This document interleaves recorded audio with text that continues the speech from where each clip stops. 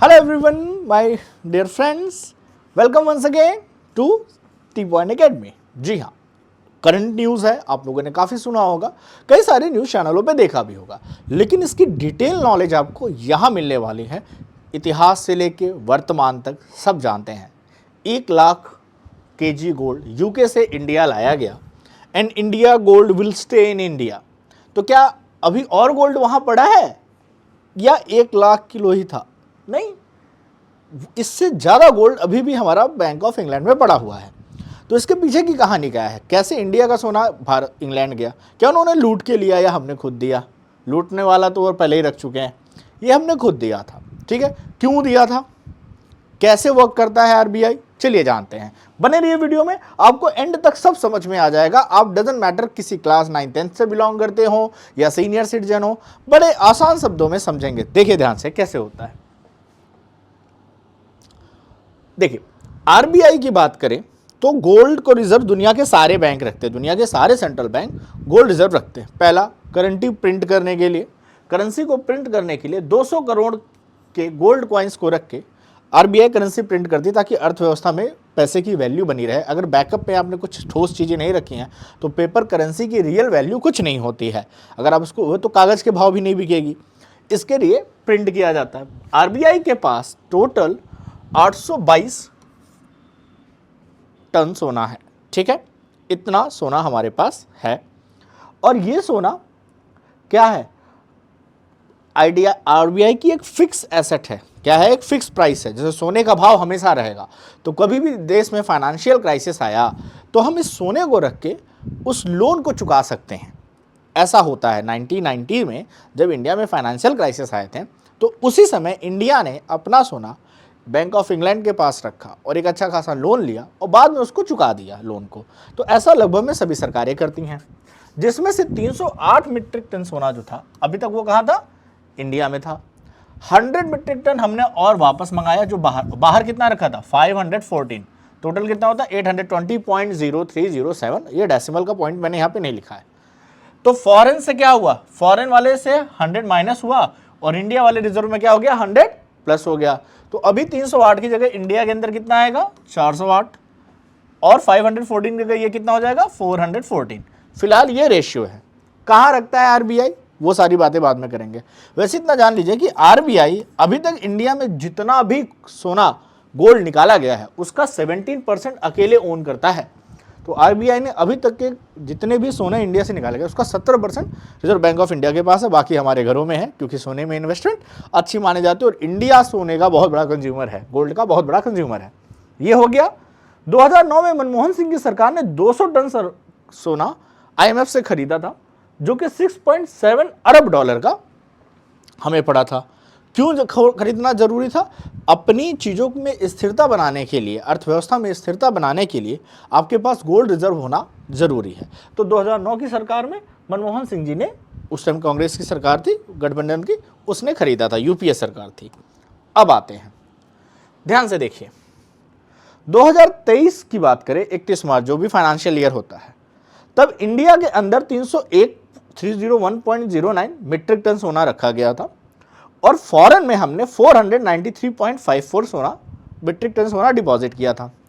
100 आया, 408.3 हो गया, और 5 और यहां से 100 निकाल दिया तो यह हो गया 413 या 414 कर दीजिए। ठीक है, टोटल 822 मीट्रिक टन सोना हमारे पास है। अब रखते कहां हैं? ध्यान से समझिएगा। बैंक ऑफ इंग्लैंड में टोटल हमारा जो सोना है था वो कितना था? अभी कितना बचा है? 387.26 अभी भी बैंक ऑफ इंग्लैंड में हमारा सोना पड़ा हुआ है, क्योंकि हमने रखा कहां पे? वहां पे टोटल 487.26 टन सोना हमने रखा था। उसमें से अभी 100 निकल गया है। उसमें से क्या हुआ है? 100 निकल के आया है। अभी भी 387.26 अभी भी हमने बैंक ऑफ इंग्लैंड में रखा हुआ है। तो पूरा सोना अभी हमने वापस नहीं लिया है। ठीक है, उसी के साथ साथ बीआईएस बैंक होता है, उसमें भी 26.53 मीट्रिक टन सोना हमने अपना रखा हुआ है।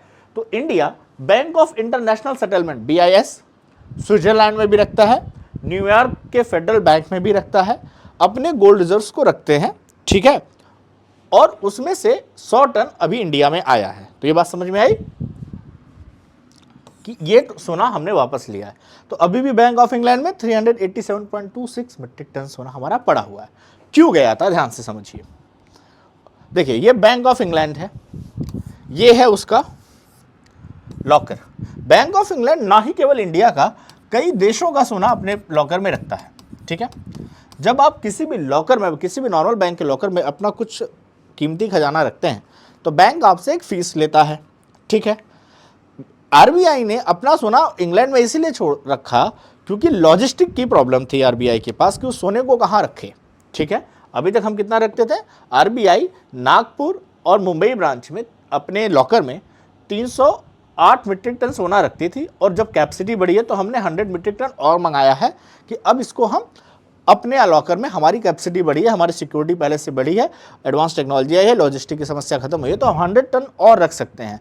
तो अब इस 100 टन पे जो हम बैंक ऑफ इंग्लैंड को फीस देते थे, बैंक ऑफ इंग्लैंड को इस 100 मीट्रिक टन पे जो फीस देते थे, चार्जेस देते थे, वो हमें अब नहीं देने पड़ेंगे, अब बल्कि वो पैसा हमें इसकी सिक्योरिटी पे और लॉकर पे खर्च करना पड़ेगा। तो ये देखिए, bank, how much gold is kept in the Bank of England, 4000 billion pound का गोल्ड, 4000 बिलियन पाउंड का गोल्ड बैंक ऑफ इंग्लैंड में रखा गया है। ये लिखिए, लिखा ना, bar, ones, tens, 100,000, 10,000, lakh, 4 lakh gold bars वहां पे रखे गए हैं, ठीक है। वर्थ ऑफ 200 बिलियन डॉलर में है, पाउंड में है, इस तरह से वो है, ठीक है। How much get gold, so 200 billion dollar Bank of England में रखा गया। इसी के साथ साथ न्यूयॉर्क में भी लोग रखते हैं। सेकेंड लार्जेस्ट कहां पे है, न्यूयॉर्क के फेडरल रिजर्व बैंक में। तो पहला बैंक ऑफ इंग्लैंड में, क्यों, बैंक ऑफ इंग्लैंड लंदन में सिचुएटेड है। लंदन एक बहुत ही अच्छी मार्केट मानी जाती है गोल्ड के लिए, और लंदन बहुत ही अच्छी गोल्ड की लिक्विडिटी प्रोवाइड करता है, और प्लस उनका स्टोरेज कैपेसिटी भी अच्छा है। इसी कारण से कई सारे देश वहाँ पे अपना गोल्ड रखते हैं। अगर देश में फाइनेंशियल क्राइसिस है, अस्थिरता है, तो वहाँ पे रखते हैं, और वहाँ से आसानी से पैसा मिल जाता है लोन चुकाने के लिए, और बाद में उसको वापस लाया जा सकता है, ठीक है। तो बैंक ऑफ इंग्लैंड अपनी वेबसाइट पे बहुत शान से लिखते हैं कि आज तक हमारे यहाँ से 1 पैसे का गोल्ड चोरी नहीं हुआ। 1-2 बार लोगों ने ट्राई भी किया था, बट गोल्ड चोरी कर नहीं पाए। अच्छा ठीक है, कोई बात नहीं। अब हमारा सोना इंग्लैंड गया क्यों था, हमारा सोना इंग्लैंड गया क्यों था? क्या ये आज़ादी से पहले का है? तो नहीं, आज़ादी से पहले से तो नहीं है। तो गया क्यों था, ध्यान से समझिए। ड्यूरिंग द 1990 से 1991 में फॉरेन एक्सचेंज क्राइसिस आया इंडिया में।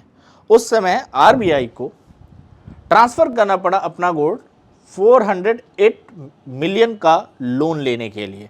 408 मिलियन का लोन लेने के लिए हमने अपना गोल्ड वहाँ पे ट्रांसफ़र किया, एज ए गिरवी रखा, और उसके बदले में हमने फिर 1991 के इकोनॉमिक रिफॉर्म्स लाए, और 1991 में हमने वो सारा का सारा लोन चुका भी दिया। 1990 से 1991 में, 91 से 1992 के इकोनॉमिक रिफॉर्म्स में हमने वो सारा लोन चुका दिया। लेकिन फिर आरबीआई ने कहा कि there is some logistic problem, तो अभी हम गोल्ड वहीं रखने देते हैं और उनको लॉकर की पेमेंट करते रहेंगे सेफ्टी की। और उस 400 जो आपका था, 400 से ऊपर का जो हमारा मीट्रिक टन का सोना था, उसमें से हमने अभी 100 मीट्रिक टन मंगाया है। अभी भी हमारे 300 से ऊपर के वहाँ पे पड़े हुए हैं, ये आपको पता है।